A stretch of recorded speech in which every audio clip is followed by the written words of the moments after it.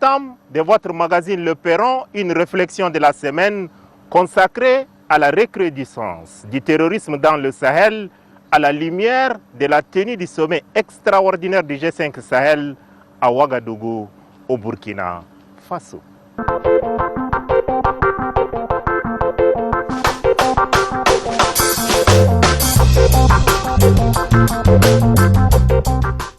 Ouagadougou, la capitale burkinabé, a abrité en l'espace de 3 mois des sommets extraordinaires des chefs d'État des pays membres du G5 Sahel. Ces 2 conférences visent à sonner le tocsin de la mobilisation tout azimut contre le terrorisme, un mal qui désormais étend ses tentacules partout, tel un cancer en voie de métastase. Autrement dit, le terrorisme dans la bande sahélienne constitue aujourd'hui plus qu'hier une menace aussi bien pour ses habitants que pour le reste du monde. C'est pourquoi la communauté internationale, dans son ensemble, doit se mobiliser pour appuyer fortement les efforts communs déployés tant dans le cadre de la force multinationale mixte de la CBLT que dans celui de la force conjointe du G5 Sahel, dont l'opérationnalisation tarde à se concrétiser. La crise terroriste doit trouver une solution de toute urgence dans le cadre des efforts des Nations Unies avec l'appui de l'Union africaine et de l'ensemble des pays du G5 Sahel. Pour être beaucoup plus explicite, disons que le terrorisme ne connaît pas de frontières, de races, de nationalités et ou de religions, d'où l'urgence de la mobilisation générale de la communauté internationale. Le terrorisme est devenu le mal du siècle où chaque État, chaque institution, chaque individu doit se liguer contre cette secte en dénonçant systématiquement ses ouailles et ou ses complices avant qu'ils ne passent à l'acte, car les bombes et les balles des égarés de Dieu ne choisissent pas leur cible. Leur ultime dessein macabre est de faire le plus de victimes possible, des victimes innocentes. L'engagement accru sur le terrain de la France à travers la force Barkhane, de l'Allemagne par la présence de sa chancelière Angela Merkel aux côtés des pays membres du G5 Sahel à Ouagadougou est à saluer fortement, tout comme le soutien sans faille des autres partenaires de ces grands ensembles sahéliens. Les pays membres du G5 Sahel que sont le Tchad, notre cher pays, le Mali, le Niger, le Burkina Faso et la Mauritanie ont toutes les raisons objectives de réécrire et réajuster leur système sécuritaire qui doit être polyvalent à l'effet de faire face à la fois à la guerre frontale et asymétrique de l'heure. Aucun pays pris individuellement ne peut venir à bout de ces mâles rampants, mais collectivement, le Sahel ne sera jamais le ventre mou du terrorisme, moins encore un no man's land. Que le très haut prenne en garde le Sahel, ses dirigeants et ses habitants.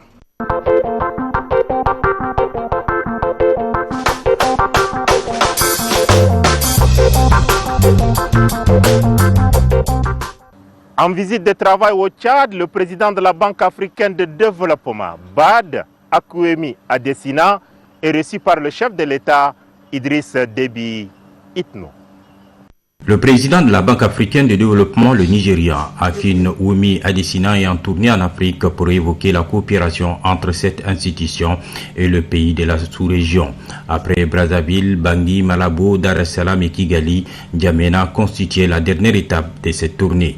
Une visite de travail afin de passer en revue les différents volets de la coopération entre le Tchad et la BAD et au mieux explorer d'autres pistes pour la renforcer. C'est à la tête d'une importante délégation que le président de cette institution financière africaine est reçu par le président de la République, Idriss Déby Itno, qui avait à ses côtés ses proches collaborateurs, mais aussi le ministre des Finances et du Budget, Alali Mamad Abakar, et celui de l'économie et de la planification du développement, gouverneur de la Banque pour le Tchad, Issa Doubragne. La BAD finance plusieurs projets de développement au Tchad, notamment dans le secteur du développement rural, des infrastructures et de l'énergie. Selon le président de la BAD, le pays avait bénéficié des opérations pour un montant de plusieurs centaines de millions de dollars américains sous forme de prêts ou de dons.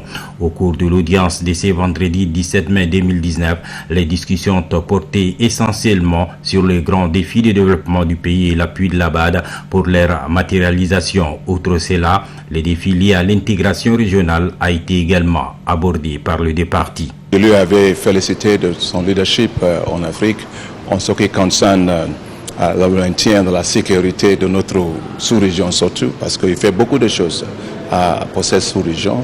Donc je suis venu pour lui encourager et pour lui dire qu'on sera avec lui pour l'accompagner dans cet effort très très stratégique. Il ne fait pas ça seulement pour le Tchad, mais la stabilité de notre sous-région dépend de ce qu'il fait. Vous le savez, nous avons beaucoup de projets ensemble ici en Tchad.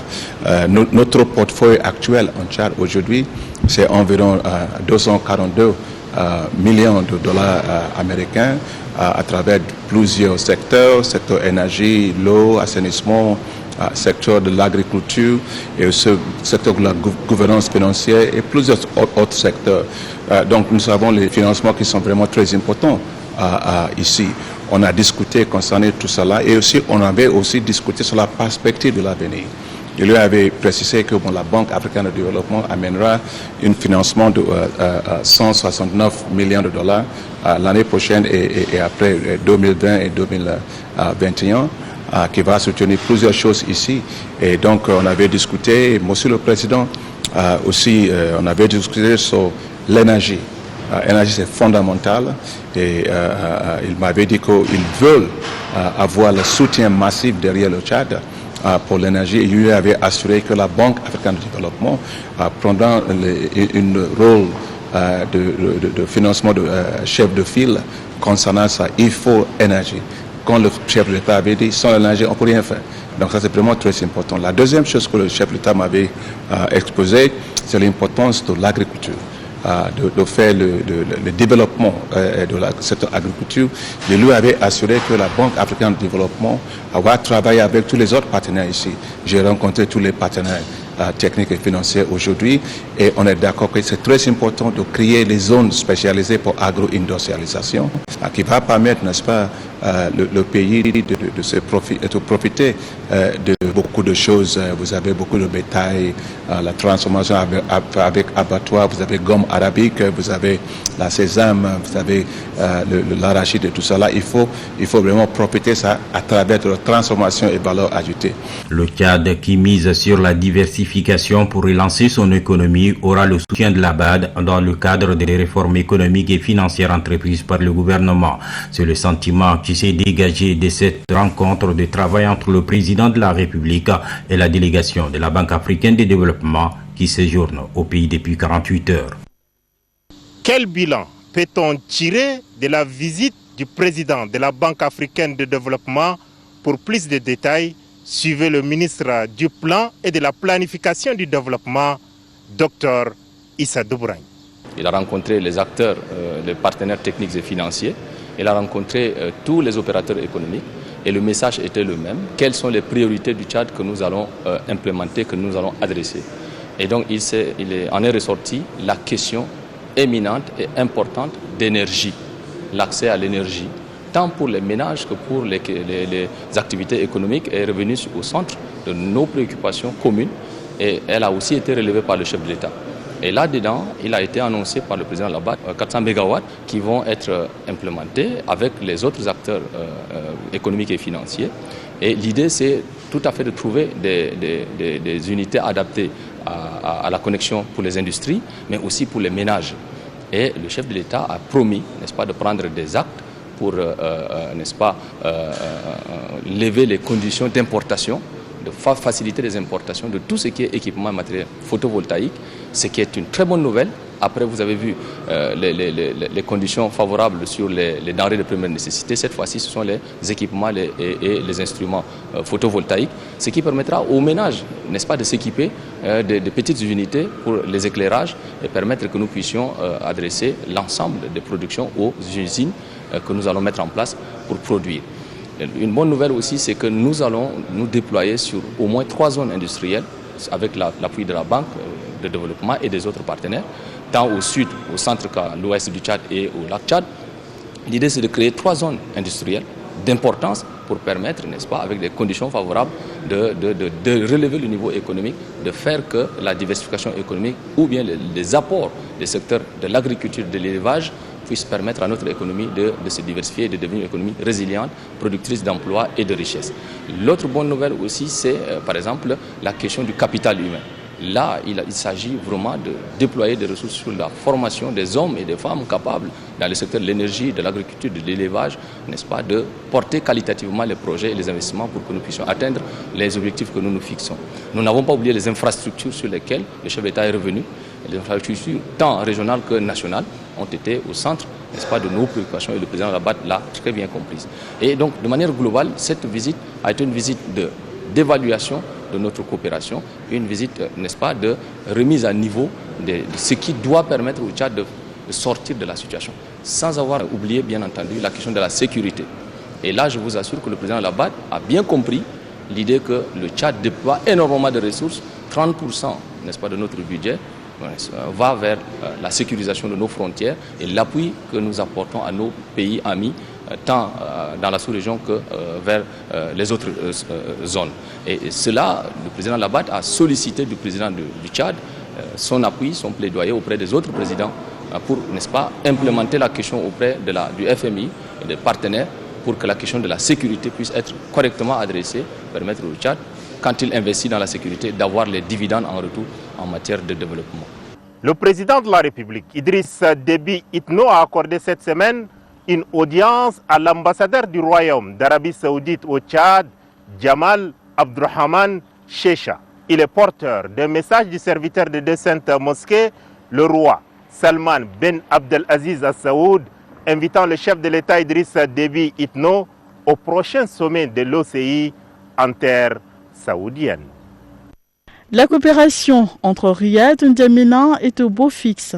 Ce mercredi 15 mai 2019, le serviteur de deux saintes mosquées, le roi Salman Ben Abdelaziz Al Saoud, a dépêché auprès du chef de l'État Idriss Déby Itno, son diplomate accrédité au Tchad, avec un pli confidentiel. Interrogé à sa sortie d'audience, l'ambassadeur du Royaume d'Arabie Saoudite au Tchad, Jamal Abdurrahman Checha, a déclaré à la presse que le serviteur de deux saintes mosquées invite officiellement le président de la République, Idriss Déby Itno, à prendre part aux prochaines assises de l'Organisation de la coopération islamique, OCI, qui aura lieu en terre saoudienne.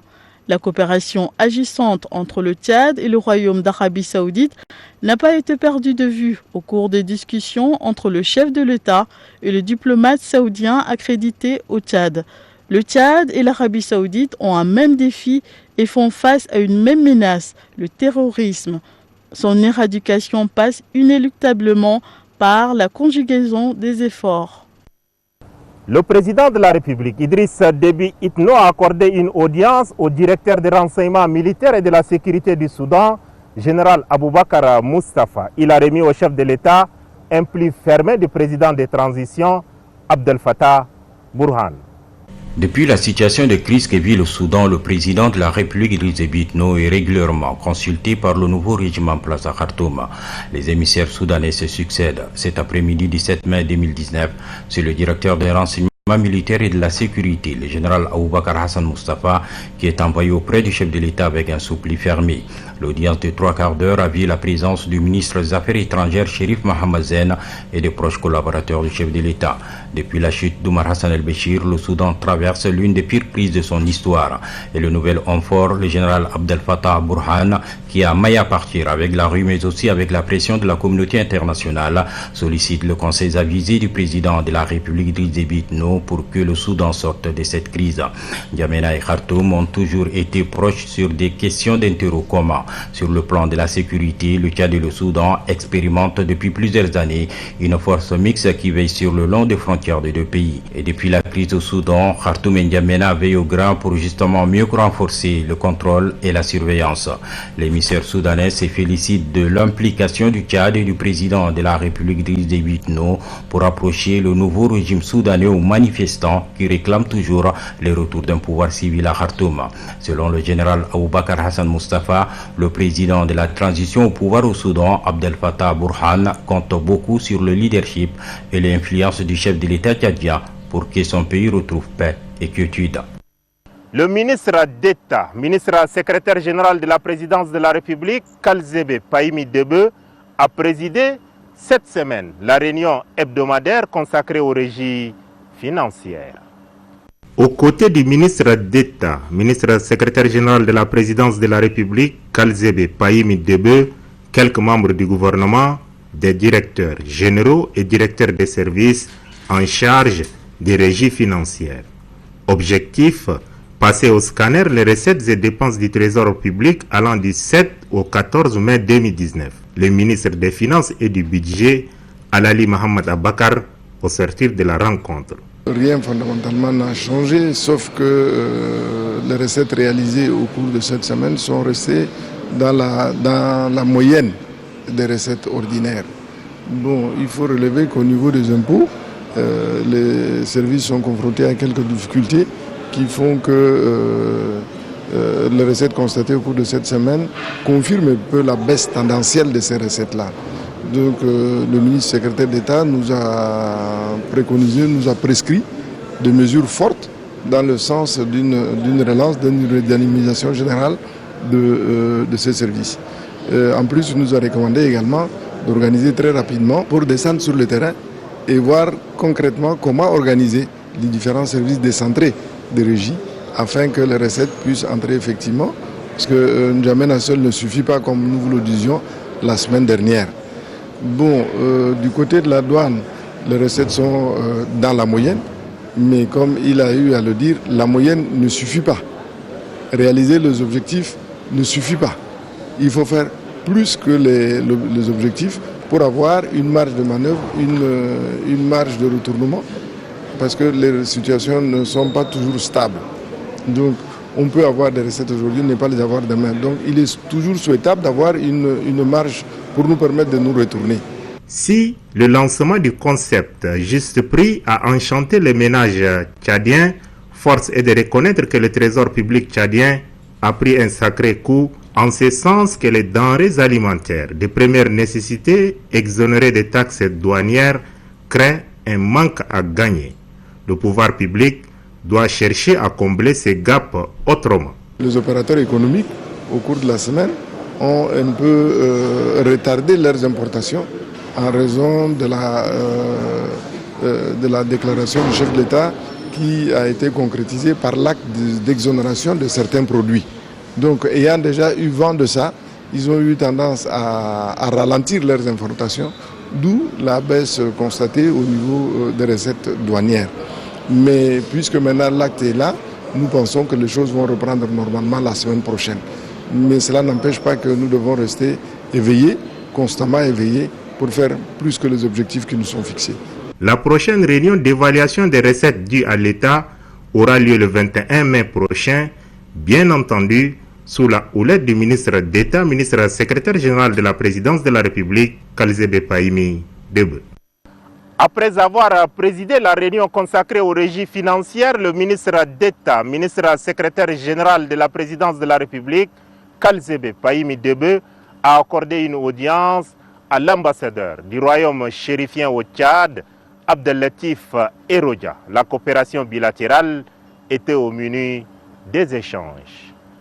Le 13 avril dernier, l'ambassadeur du royaume du Maroc au Tchad, Abdel-Latif Eroja, avait accompagné son ministre des Affaires étrangères, Nasser Bourita, pour remettre un pli confidentiel du roi du Maroc, Sa Majesté Mohamed VI, au chef de l'État Idriss Déby Itno.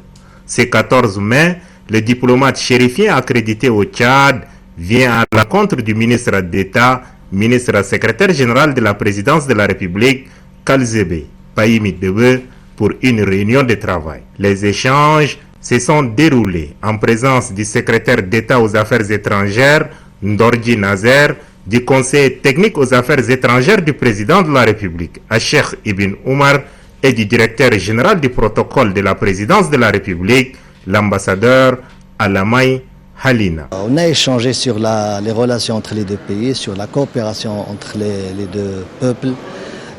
Vous savez que les relations entre le Royaume du Maroc et la République du Tchad sont des relations séculaires, des relations fortes, et c'était l'occasion d'échanger sur ces relations et sur aussi les moyens de les développer et de les consolider dans tous les domaines. La visite était d'abord un échange et une consolidation pour le développement des relations et aussi pour donner une forme à cette coopération, notamment les visites entre les deux pays au niveau ministériel. Et nous sommes maintenant en train de travailler sur une visite de haut niveau entre les deux pays pour consolider et dynamiser sur les relations entre les deux pays. Le Tchad et le Royaume du Maroc entretiennent des relations exemplaires dans plusieurs domaines. Les deux pays sont membres de la CENSAD. Le ministre d'État, ministre secrétaire général de la présidence de la République, Kalzebe Pahimi Debe, a dirigé des réunions hebdomadaires consacrées aux régies financières. La mouture de ces deux rencontres. Qu'est-ce que l'État a gagné durant une semaine? Qu'est-ce qui a été dépensé? C'est le fil conducteur de cette réunion à laquelle ont assisté tous les responsables des services générateurs de ressources autour du ministre d'État, ministre secrétaire général de la présidence de la République, Kalzebe Pahimi Debe.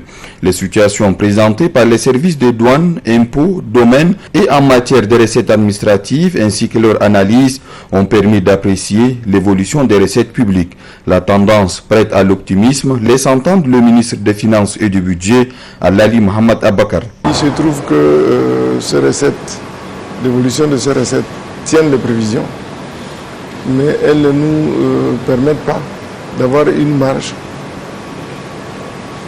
sur ces recettes. Elles sont à peine de 100,2% des prévisions initiales. Si au niveau de la douane, une relative reprise a été constatée, nous déplorons qu'au niveau des impôts, il y a un tassement des recettes. Ces tassements s'expliquent par un certain nombre de choses, notamment l'atonie au niveau de l'économie nationale,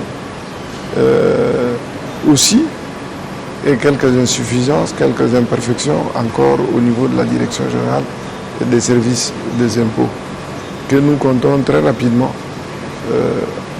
corriger suite aux instructions fermes qui nous ont été données dans la nécessaire mise en œuvre de mesures qui sont recommandées pour nous permettre vraiment d'amplifier la collecte. Si tous les services sont appelés à optimiser leur performance, c'est à la direction des impôts que l'on note le plus d'insuffisance. Certaines habitudes font, d'après le ministre, la peau dure. Les mesures préconisées par la réunion seront mises en œuvre pour, dit-il, fermer toutes les brèches de déperdition. La réunion consacrée aux régies financières de ce mardi 30 avril 2019 s'inscrit dans la même logique que celle tenue précédemment. Les ministres concernés et les directeurs en charge des différents services pourvoyeurs des recettes sont réunis autour du ministre d'État, ministre secrétaire général de la présidence de la République, Kalzebe Pahimi Debe, pour faire l'évaluation des recettes. Nous pouvons dire globalement que les recettes se comportent relativement bien. On est dans la tendance. De manière globale, on n'a, c'est vrai, pas une marge suffisamment large par rapport aux réalisations sur les premiers 4 mois. Mais globalement, nous dépassons le niveau des recettes prévues pour un tiers de l'année. Un tiers, c'est 33,33% sur l'année. Nous sommes à 39,63%, ce qui nous donne une légère marge par rapport à l'année. Mais cela ne veut pas dire que nous devons nous en satisfaire. Nous devons continuer à faire des efforts, nous déployer, surtout en ce qui concerne les impôts, nous devons nous redéployer pour essayer de ce côté-là, essayer de toucher un maximum de contribuables et surtout nous investir dans la mobilisation territoriale des recettes fiscales. Rendez-vous est pris la semaine prochaine pour une autre évaluation consacrée aux recettes dues à l'État.